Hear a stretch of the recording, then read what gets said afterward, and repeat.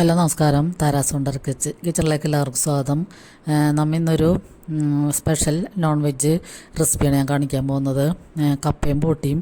അപ്പോൾ ഇത് തട്ടുകടയിൽ നിന്നൊക്കെ നമ്മൾ കഴിക്കാറുണ്ടാണ്. ഇടയ്ക്ക് വല്ലപ്പോഴൊക്കെ ഒരു പ്രാവശ്യം ഞങ്ങൾ കഴിച്ചിട്ടുണ്ട്. അപ്പോൾ ഇത് അതുപോലത്തെ ഒരു നൊസ്റ്റാൾജി ഐറ്റമാണ്. പണ്ടത്തെ ക്രിസ്ത്യൻ കല്യാണ വീടുകളിൽ തലേ ദിവസമൊക്കെ വിളമ്പിയിരുന്നൊരു പ്രത്യേക കറിയാണിത്. ഇത് കപ്പയും ബോട്ടിയും. അപ്പോൾ ഇത് പശുവിൻ്റെയൊക്കെ പണ്ടവും കുടലൊക്കെ വെച്ചിട്ടുള്ള അതൊക്കെ ക്ലീൻ ചെയ്തെടുത്ത് വെക്കണ ഒരു കറിയാണ്. അപ്പോൾ കുറേ പേർക്കെങ്കിലും ഇതറിയാൻ പാടുണ്ടാവും. കുറേ പേർക്ക് ഇതിനെപ്പറ്റിയൊന്നും ഇപ്പോഴത്തെ പിള്ളേർക്കൊക്കെ ഒന്നും അറിയാൻ പറ്റില്ല. പിന്നെ അവർ വല്ല തട്ടുകടയിൽ നിന്നൊക്കെ കഴിച്ചിട്ടുള്ള ഒരു ശീലം മാത്രമേ ഉണ്ടാവുള്ളൂ. അപ്പോൾ ഇത് പണ്ടൊക്കെ ഞങ്ങൾക്കിത് കഴിക്കാൻ വേണ്ടി മാത്രം തലേ ദിവസം കല്യാണത്തിന് പോയിട്ടുണ്ട്. അപ്പോൾ അത്രയും അടിപൊളി ടേസ്റ്റാണിത്. അപ്പോൾ ഇത് നമ്മൾ പശുവിൻ്റെ പണ്ടമാണ് ഇപ്പോൾ ഞങ്ങൾക്ക് കിട്ടിയേക്കണത്. അപ്പോൾ അത് നമ്മൾ കടയിൽ നിന്ന് തന്നെ നമുക്ക് ക്ലീൻ ചെയ്ത് കിട്ടിയതാണ്. പക്ഷെ നമ്മളിവിടെ കൊണ്ടുവന്നിട്ട് അതിന് ശേഷം ഇതിൻ്റെ മുകളിലൊരു കറുത്ത പാട പോലത്തേക്കൊരു ഇതുണ്ടാകും. അപ്പോൾ അതൊക്കെ ഒലിച്ച് കളഞ്ഞിട്ട് പിന്നെ ഇതിൻ്റെ എന്തെങ്കിലും കറുപ്പ് നിറോ എന്തെങ്കിലുമൊക്കെ ഉണ്ടെങ്കിൽ അതൊക്കെ കളഞ്ഞതിന് ശേഷം നന്നായിട്ട് കഴുകിയെടുക്കണം. വാഷ് ചെയ്യലാണ് ഇതിലേറ്റവും നന്നായിട്ട് വേണ്ടത്. നമ്മൾ വിനാഗിരിയിലും ഉപ്പിലൊക്കെ ഇട്ടിട്ട് നന്നായിട്ട് കഴുകിയതിന് ശേഷം നമ്മളത് അങ്ങനെ തന്നെ ഉപ്പിൽ വേവിച്ചെടുക്കും. കുക്കറിൽ ഒരു 3 വിസിൽ വേവിച്ചിട്ട് അതിൻ്റെ വെള്ളം ഊറ്റിക്കളയണം. ആ വെള്ളം കുറച്ച് വെള്ളം ഒഴിച്ചിട്ടാണ് മഞ്ഞൾപ്പൊടിയും ഉപ്പും കൂടി ഇട്ടിട്ട് നമ്മളത് വേവിച്ചെടുക്കുകയാണ് ചെയ്യണത്. അപ്പോൾ അതിൽ വെള്ളം ഊറ്റിക്കളഞ്ഞതിന് ശേഷം നമ്മളത് എടുത്ത് കട്ട് ചെയ്തെടുക്കണം. പിന്നെ നമുക്ക് കട്ട് ചെയ്യാൻ പ്രയാസമൊന്നും ഉണ്ടാവില്ല. വേഗം കട്ട് ചെയ്തെടുക്കാം. എന്നിട്ട് ഞാൻ എടുത്ത് ഇത് ഫ്രീസറിലാണ് 2 ദിവസം മുമ്പ് മേടിച്ച സാധനമാണ്. അപ്പോൾ ഇത് ഫ്രീസറിൽ വെച്ചേർന്നതാണ്. കട്ട് ചെയ്തതിന് ശേഷം എല്ലാം ക്ലീൻ ചെയ്ത് കട്ട് ചെയ്തതിന് ശേഷമാണ് ഫ്രീസറിൽ വെച്ചേക്കണം. അപ്പോൾ നമുക്കിത് കപ്പിയിട്ടാണ് ഞാനിന്ന് വെക്കണത്.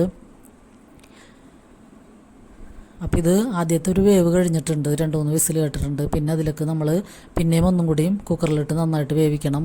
അപ്പോൾ അതിലേക്ക് ഞാനൊരു ഇടത്തരം സവാളയും 2-3 പച്ചമുളക് പിന്നെ ഒരു 5-6 വെളുത്തുള്ളിയും കറിവേപ്പിലയും ഇഞ്ചിയും ഒക്കെ കൂടി ഇട്ടിട്ട് നമുക്ക് കുക്കറിലിട്ട് കൊടുക്കാം. അപ്പോൾ ഇത് കുക്കറിലിട്ടിട്ട് പിന്നെ നമ്മൾ കുറച്ച് ഒരു 1/2 ടീസ്പൂൺ മഞ്ഞൾപ്പൊടിയും 1/2 ടീസ്പൂൺ ഗരം മസാലപ്പൊടി ബീഫ് മസാല പിന്നെ ഒരു 1/2 ടീസ്പൂൺ കുരുമുളക് പൊടിയും കൂടി ഇട്ടിട്ട് കുറച്ച് പച്ച വെളിച്ചെണ്ണയും കൂടി ഒഴിച്ച് ആവശ്യത്തിന് ഉപ്പും കൂടി ചേർക്കാം.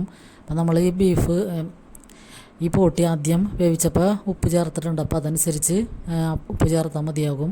എന്നിട്ട് നന്നായിട്ട് മിക്സ് ചെയ്യാം. കുറച്ച് പച്ച വെളിച്ചെണ്ണയും കൂടി ഒഴിക്കണം. എന്നിട്ട് നന്നായിട്ട് മിക്സ് ചെയ്തതിന് ശേഷം നമ്മൾ കുറച്ച് വെള്ളം ഒഴിക്കണം. ഒരു 1/2 കപ്പ് വെള്ളം ഒഴിക്കണം. ഇത് വേവാൻ പാകത്തിനുള്ള വെള്ളം. അപ്പോൾ ഇത് ഒരു 4 വിസിൽ കേട്ട് കഴിയുമ്പോൾ തന്നെ നന്നായിട്ട് ഇത് നല്ല സോഫ്റ്റ് ആകും. നന്നായിട്ട് വെന്ത് കിട്ടണത്. അപ്പോൾ ഇത് നമ്മൾ മെനക്കെട്ടൊക്കെ ഇങ്ങനെയൊക്കെ ചെയ്താലും നല്ല അടിപൊളി ടേസ്റ്റാണ് ഇതിന്.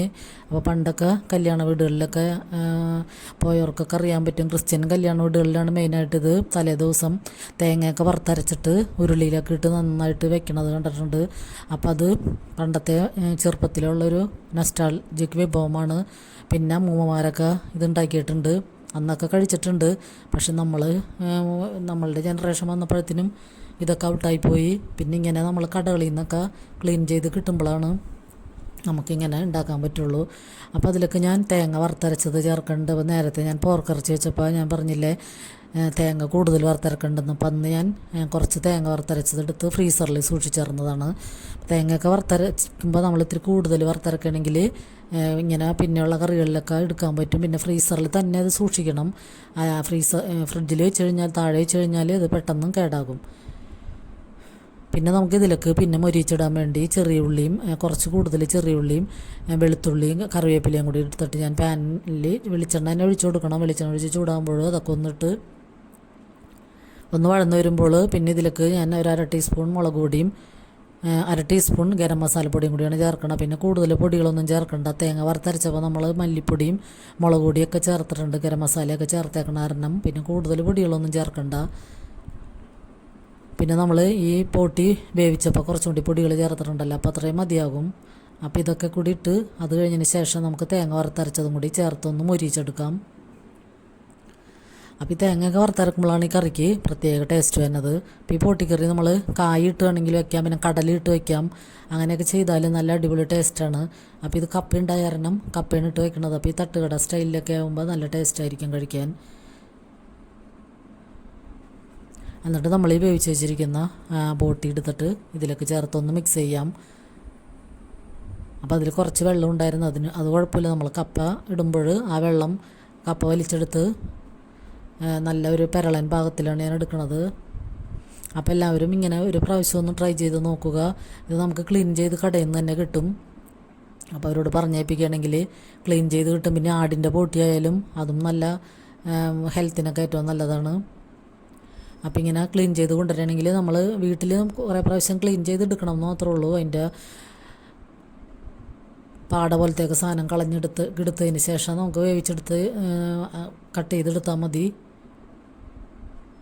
അപ്പോൾ ഇതിപ്പോൾ സ്കൂളൊക്കെ പൂട്ടിയിരിക്കുന്ന സമയത്ത് മക്കൾക്കൊക്കെ ഉണ്ടാക്കി കൊടുക്കാനൊക്കെ പറ്റിയൊരു നല്ല അടിപൊളി വിഭവമാണ്. ഇത്തിരി കുരുമുളക് പൊടിയും വെളുത്തുള്ളിയൊക്കെ കൂടുതൽ ചേർത്താൽ മതിയാകും. അതായത് നമ്മൾ കപ്പയും കൂടി ഇട്ടിട്ട് നന്നായിട്ടൊന്ന് മിക്സ് ചെയ്യാം. അപ്പോൾ കപ്പ നമുക്ക് ഈ തവി വെച്ചിട്ട് തന്നെ കുറച്ച് ഇങ്ങനെ ഉടച്ച് ചേർക്കാം. അപ്പോൾ കൂടുതൽ ഞാൻ ഇവിടെ കൂടുതലിങ്ങനെ കുഴമ്പ് പോലെയൊന്നും ആവണത് ഇഷ്ടമല്ല കപ്പയൊന്നും. അപ്പോൾ അതുകൊണ്ട് അധികം അങ്ങനെ കൂടുതൽ ഉടച്ച് ചേർക്കണില്ല. അപ്പോൾ എല്ലാം കൂടി ഒന്ന് നന്നായിട്ട് മിക്സ് ചെയ്തിട്ട് തവിയും കൊണ്ട് തന്നെ 3-4-5 കഷ്ണങ്ങളൊന്ന് ഞാൻ ഉടച്ച് ചേർത്താൽ മതിയാകും. അപ്പോൾ അടിപൊളി കറിയാണിത്. അപ്പോൾ എല്ലാവരും ഒന്ന് ഒരു പ്രാവശ്യം ട്രൈ ചെയ്ത് നോക്കുക. പിന്നെ ഈ വീഡിയോ സ്കിപ്പ് ചെയ്യാതെ എല്ലാവരും ഒന്ന് കാണണമെന്ന് അഭ്യർത്ഥിക്കുന്നു. അപ്പോൾ നിങ്ങളുടെയൊക്കെ സപ്പോർട്ട് ഉണ്ടെങ്കിലാണ് ഇനിയും മുന്നോട്ട് പോകാൻ സാധിക്കുകയുള്ളൂ. അപ്പോൾ എല്ലാവരും ഒന്ന് സപ്പോർട്ട് ചെയ്യുക. സബ്സ്ക്രൈബ് ചെയ്യാതെ കാണുന്നവരുണ്ടെങ്കിൽ പ്ലീസ് ഒന്ന് സബ്സ്ക്രൈബ് ചെയ്ത് സപ്പോർട്ട് ചെയ്യണേ. അപ്പോൾ ചെറുപ്പക്കാരൊക്കെ കാണുന്നുണ്ടെങ്കിൽ അവർ ഈ കറിയൊക്കെ ഒന്ന് ഒരു പ്രാവശ്യമെങ്കിലും ട്രൈ ചെയ്ത് നോക്കുക. എപ്പോഴും തട്ടുകടയിലും വേറെ ഹോട്ടലിലൊക്കെ പോയി കഴിക്കാതെ ഇങ്ങനെയൊക്കെ നമ്മൾ വീടുകളിൽ ഉണ്ടാക്കുകയാണെങ്കിൽ നമുക്ക് ഇഷ്ടാനുസരണം കഴിക്കാനും പറ്റും. അപ്പോൾ ലൈക്ക് ചെയ്യണവർക്കും കമൻറ്റ് ചെയ്യണവർക്കൊക്കെ പ്രത്യേകം നന്ദിയുണ്ട്. അപ്പോൾ എല്ലാവരും ഒന്ന് ലൈക്ക് ചെയ്ത് സപ്പോർട്ട് ചെയ്യാനും കൂടി മറക്കരുത്. അപ്പോൾ എല്ലാവർക്കും ഒരുപാട് നന്ദി.